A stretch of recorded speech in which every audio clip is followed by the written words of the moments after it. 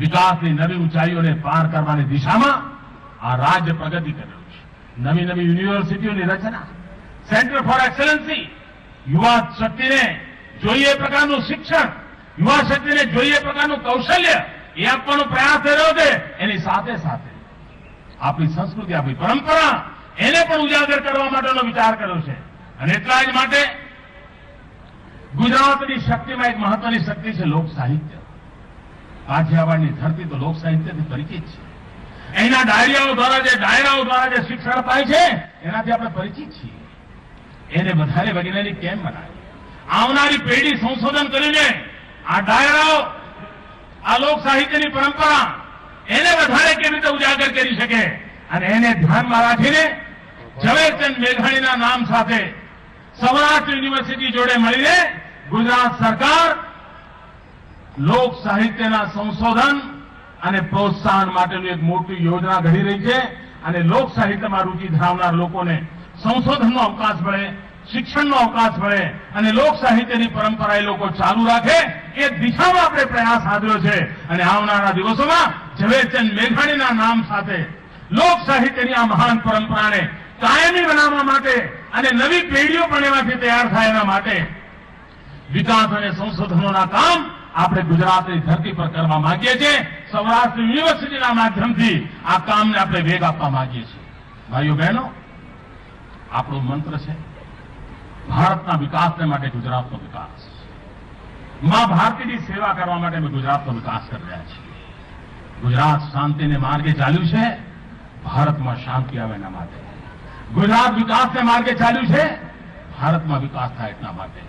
ગુજરાત યુવા શક્તિનો ઉપયોગ કરવા કામે લાગ્યું છે કારણ કે ભારતની યુવા શક્તિને વિકાસ માટે ભાગીદાર બનવાનો અવસર મળે.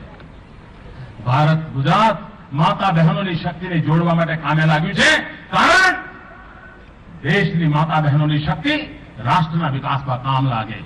આ ભારત માતાના કલ્યાણને માટે, ભારત માતાના વિકાસને માટે, ગરીબમાં ગરીબ માનવીના દુઃખો દૂર કરવા માટે એક જે ભગીરથ પ્રયાસ આવ્યો છે એ ભગીરથ પ્રયાસના ભાગરૂપે આવો આવનારા દિવસોમાં વિકાસની નવી ઊંચાઈઓને પાર કરીએ. ગામડું હોય, શહેર હોય, નાના નાના નગરો હોય, ગરીબ હોય, તમંગર હોય, શિક્ષિત હોય, અશિક્ષિત હોય, જવાન હોય, વૃદ્ધ હોય, સૌની સહિયારી શક્તિથી આ સ્વર્ણિમ જયંતિ વર્ષમાં ગુજરાતને નવી ઊંચાઈઓ પર લઈ જઈએ. ગુજરાત એની સ્વર્ણિમ જયંતિ ઉજવી રહ્યું છે. ભાઈઓ બહેનો, આ સ્વર્ણિમ જયંતિ ગુજરાતની છે. આ સ્વર્ણિમ જયંતિ કોઈ એક સરકારની નથી. 5.5 કરોડ ગુજરાતીઓની છે. ગુજરાત બનાવવા માટે જે લોકોએ બલિદાન આપ્યા એમને શ્રદ્ધાંજલિ આપવાની છે. પરંતુ કમનસીબે ગુજરાતની સ્વર્ણિમ જયંતિમાં પણ કેટલાક લોકોને જોડાવામાં પેટમાં દુખે છે. એટલા માટે કે જેમણે ગુજરાતના લડવૈયા ઉપર ગોળીઓ છોડી હોય, હવે એમના જય જય ગાન કેવી રીતે કરી શકે અને એના કારણે એ લોકો દૂર ભાગતા ફરે છે. પણ તેથી કોઈ સ્વર્ણિમ જયંતિ અટકવાની નથી, તેથી કોઈ વિકાસ અટકવાનો નથી, તેથી કોઈ પ્રગતિની રાહ અટકવાની નથી. અને તેથી જ ભાઈઓ બહેનો, હું આજે આપની વચ્ચે કહેવા આવ્યો છું કે આ પ્રયાસ ગુજરાતના વિકાસ માટે 15મી ઓગસ્ટ પહેલા પણ થઈ છે, 26 જાન્યુઆરી પહેલા પણ થઈ છે. પણ ભાઈઓ બહેનો, આવો માહોલ ક્યારે કોઈએ જોયો છે? આ જુદા જુદા જિલ્લાઓમાં લઈ જવાના કારણે, એના કારણે ઉત્સાહ અને ઉમંગનું વાતાવરણ બન્યું છે. અને આઝાદીનું પર્વ છે, જનતા જનાર્દનનું પર્વ છે, એમાં જનતા ભાગીદારી કરે એમાં પણ કેટલાકના પેટમાં દુખે છે. જો પ્રજાની ભાગીદારી વગર દેશ કેવી રીતે ચલાવી? આજે પ્રધાનમંત્રીએ લાલ કિલ્લા પરથી એક વાત કરી છે. એ વાત જો નરેન્દ્ર મોદી કરે તો ગુનેગાર.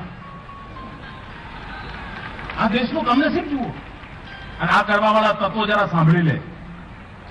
આજે પ્રધાનમંત્રીએ લાલ કિલ્લા પરથી કહ્યું છે કે આપણા દેશમાં સ્વચ્છતા અને સફાઈનું કામ થવું જોઈએ અને એ કામ એમણે કહ્યું છે નાગરિકોએ કરવું જોઈએ.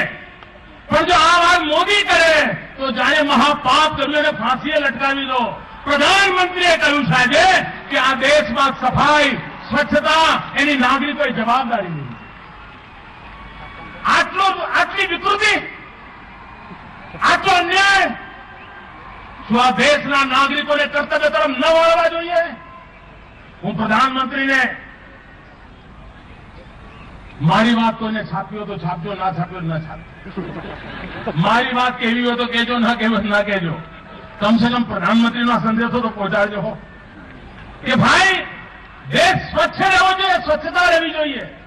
આ તો સમાજ અને દેશનું ભલું કરવાનું નાનકડું કામ છે. એમાં પણ રાજકીય કાવા દાવા જોનારા, એમાં પણ પક્ષાપક્ષી જોનારા, એમાં પણ ચહેરો જોઈને વાત કરનારા લોકો એ દેશના દુશ્મનો છે ભાઈઓ, દેશનું ભલું કરનારા લોકો નથી. ક્યારે માત્ર કાશ્મીર સિવાય મેં ક્યારે એવું સાંભળ્યું નથી. હિન્દુસ્તાનના 60 વર્ષના ઇતિહાસમાં અનેક રાજકીય પક્ષો છે, વિરોધ પક્ષો છે, સત્તા પક્ષો છે, બધા જ પ્રકારની પ્રવૃત્તિ દેશમાં ચાલે અને લોકશાહીમાં ચાલે પણ ખરી.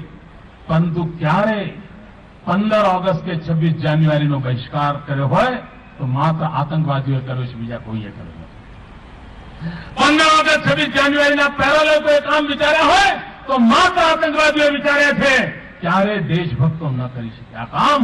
કમનસીબી રાજકીય લોકોની પ્રવૃત્તિ એટલી વિકૃતિએ પહોંચી છે કે 15 ઓગસ્ટ અને 26 જાન્યુઆરીનું અપમાન કરવા સુધી જવાની એમને ઈશ્વરે કુબુદ્ધિ સુધારી છે.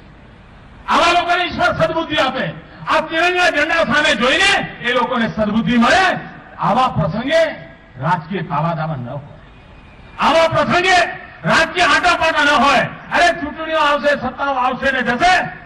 આ ગુજરાતની આન બાન શાન, આ દેશના બંધારણની આન બાન શાન, આ તિરંગા ઝંડાની આન બાન શાન, આ સ્વાતંત્ર્ય સેનાનીઓની આન બાન શાન એ જ આવતીકાલે રહેવાની છે. અને એનું ગૌરવ કરીએ, એનું નમન કરીએ, એ જ આપણો ધર્મ હોઈ શકે.